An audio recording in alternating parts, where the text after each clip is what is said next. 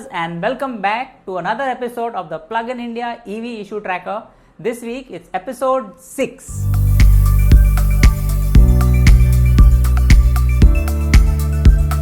So the first issue is from Mr. Surya, who is a Nexon EV owner, and his problem is SOC dropping regularly.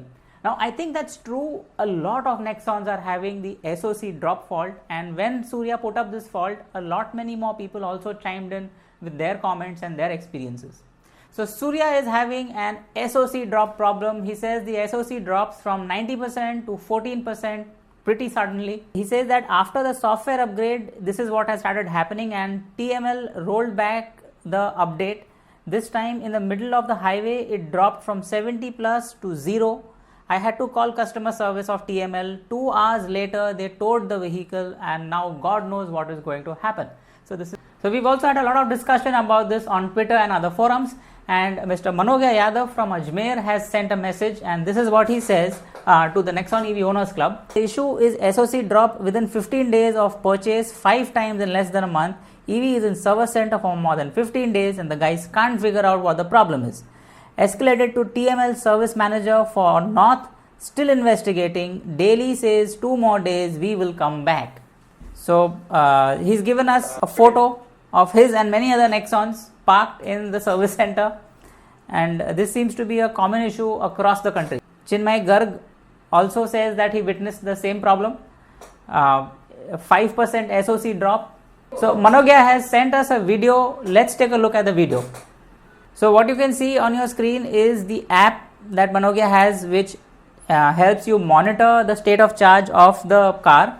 It's a very good application, very good service to let you know what's going on, and then you can see that there are some sudden drops over there and sudden rises also. So these sudden drops are the places where the SOC quite suddenly just drops. There's another one over there, and then the green line is showing the car battery charging back up slowly. And I can see that there are sometimes multiple charges. So these drops are the things that are to worry about. So Madhav Ahuja has also faced a similar problem, and he's added a comment over here. He says it drops SOC randomly while driving or when it is parked. The first 10% drop was while I was driving, and the next 7% was when the car was parked. And he's shown us a few graphs, and you can see that he's getting a good score as far as acceleration and braking is concerned. So he's driving well, driving efficiently. So there must be some other issue in the car which is causing this kind of problem. As of July 31st, we got a comment from Manogya Yadav. He said that he had spoken to the regional service manager, and they had assured him that they would get the car back by the 10th of August. On the 4th of August, we got an update from Surya. He says that KHT Tata Motors Service Center has serviced his car. He has got it back safe and sound the day before. What has happened is that there must have been some problem with the software update, which did something to the batteries. He explains to us that there is a lot of difference in the highest and the lowest voltage in his battery pack. The cells should be around 3 volts, and his highest cell was 3.3 volts and the lowest cell was 1.2 volt. That is quite a lot of difference, and obviously the BMS is not doing its job here of maintaining balance, maintaining charge in the cell at a more or less stable or a constant level. So his solution that the company has done for him was they replaced his battery pack with a new one. In this case, it was a refurbished pack. He says that he had a September 2020 pack originally, and the one that has been replaced now is a May 2021. So he's a little bit unhappy that it's an older pack, but his car is good, safe and sound, and it's working. So Surya and Manogya will both get back to us after a few months of testing maybe, and tell us how the repair has been, whether their car is functioning optimally or not, and we'll be sure to get back to you guys and update you about this issue. It's surprising that there are so many major issues that are occurring, kind of like design and manufacturing flaws. We feel that maybe the Mahindra Reva car did not have such major issues. There were of course smaller issues, and the team came over to our houses and fixed it. They were in touch with the telematics team from Bangalore. They were in touch with the local service center, and they really gave us good service, and they knew their stuff. They knew what to do in terms of the internals of the cars. Now that's something that we are not getting that kind of experience. The customers are not getting that kind of experience where they feel that the service people have really taken them on hand and they know their stuff, why that error message is coming, what is the root source of that problem. So it could of course be that the sales of the Reva was never that high. The Tata Nexon is making a lot many more sales, so statistically say 1 or 2% of cars are faulty, there will be a lot many cars which are faulty as far as the Nexon is concerned as compared to the earlier Mahindra Reva cars. So of course it's a whole different matter that Mahindra let go of the original Reva team and that entire approach to service was completely lost. But having said that, one would like to say that there should be a little bit more customer centric focus, more attention to quality, where better vehicles are being churned out of the assembly line. That will maybe cost more in the short run, but in the long term it will really pay off. So thank you Surya and Manogya for updating us and keeping this forum updated. If you guys want to see more about what's happening, the link to the forums is given in the description below. Please click, go ahead and you can see what's happening with these particular owners and many more.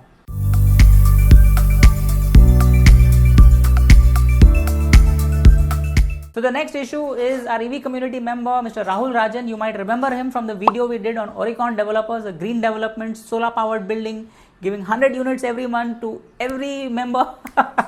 So he has a Mahindra E2O Classic. It's a 2-door. He's owned it since 2016 and he's done more than 60,000 kilometers on it. So his problem is that his start and on off button is not working. The key unlock is working, horns are working, but the power button doesn't work. Many of you might know, but for those who don't, the E2O does not have a key, an ignition key like normal ICE cars or even the newer EVs do. It has a start button. You press it, an amber light comes on, you take your key fob close to it, it authenticates it and becomes green and your car is good to go. That's quite a futuristic, visionary design like many other things that came out of the Reva stable, guys. Why should you have keys? It's 2013. You can just have a key fob and authenticate. It's 2021 now and you still have analog dashboards, you've got keys, you've got ICE car manufacturers trying to make EVs into ICE cars. So I think it's a step backwards. The 2013 Reva was technologically much more advanced than many of the cars on road right now.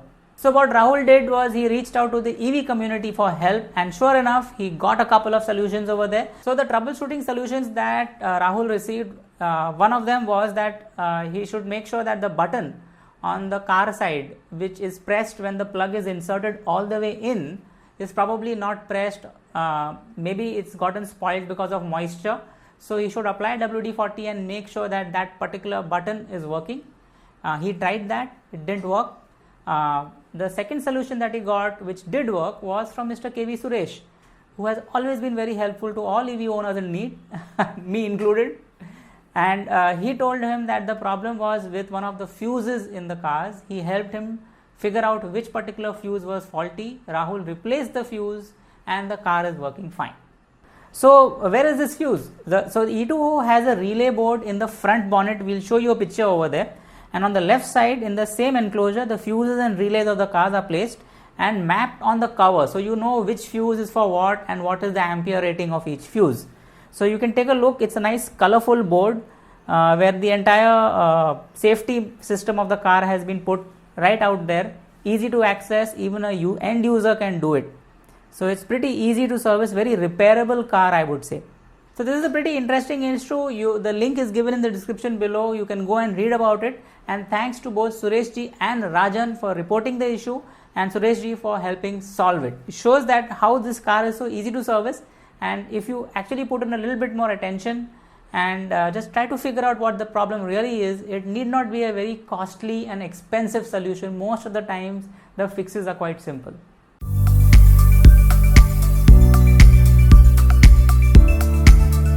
So our next issue is actually not an issue, it's an experience. So Kamlesh, the founder of Plug-in India, owns a pure EV e-Trans Classic and he took it for servicing. There is a camp which is being held in Pune by Pure EV and he took it in the range, in the Pune range. So check out the experience that we have showed. Of course, that's me in the picture because I also rode the e-Trans. It was quite a fun ride. So Kamlesh has been riding the E-Trans for more than a year now, and he's completed 3000 plus kilometers, and Pure EV was holding a service camp in Pune.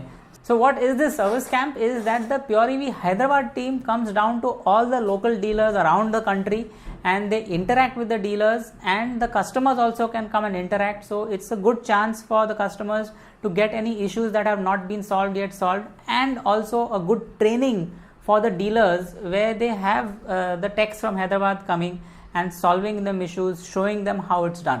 So very good exercise by Pure EV, making sure that future problems are avoided.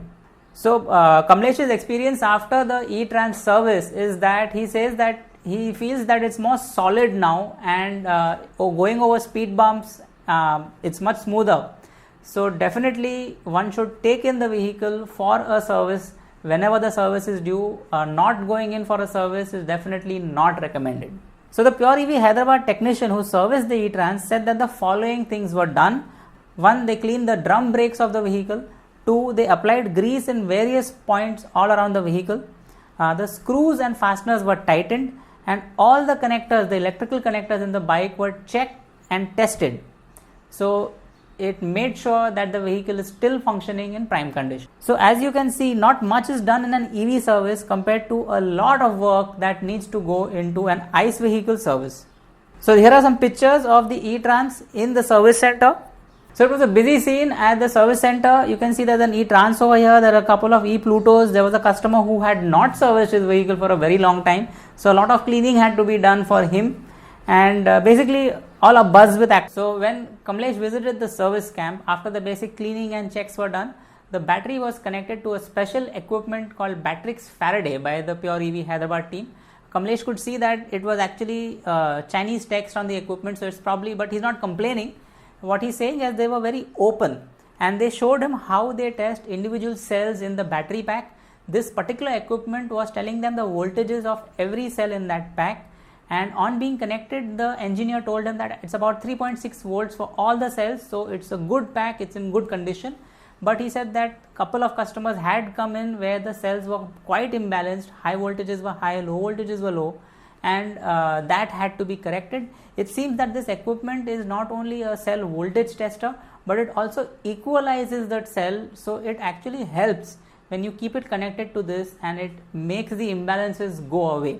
So there is an onboard battery management system on the E-Trans, and it does actively balance the batteries, but this tester is a good way to make sure and to fix any problems that occur. And the engineer told Kamlesh that they should come in for a checkup on this particular system once in every 6 months at least, to make sure that the pack is still healthy. If you are a Pure EV customer, make sure you walk into the service center every 6 months and use this system to make sure that your battery pack is in good health. It's not a big deal at all. It just connects and they tell you the voltages, and if required, some balancing is done. So overall, Kamlesh's comment is that he feels that this kind of a service camp is really helpful. A, it gets you in touch with the customer. B, it even helps make your dealers feel that they are being attended to, taken care of, and that they are important. So it helps in many ways. It was a good experience. Kamlesh says Pure EV should continue this and have these kind of service camps.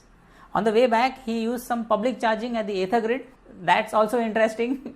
Do check out the link given in the description below for the entire blog that Kamlesh has written about his service experience and ride in the rains and the use of public charging. So friends, thanks for watching with us till the end. This is the end of this week's EV issue tracker. Join us again next week for more issues and updates on what's happening on the previous issues. If you like this video, please go ahead and like us. It helps us, and see you again next week.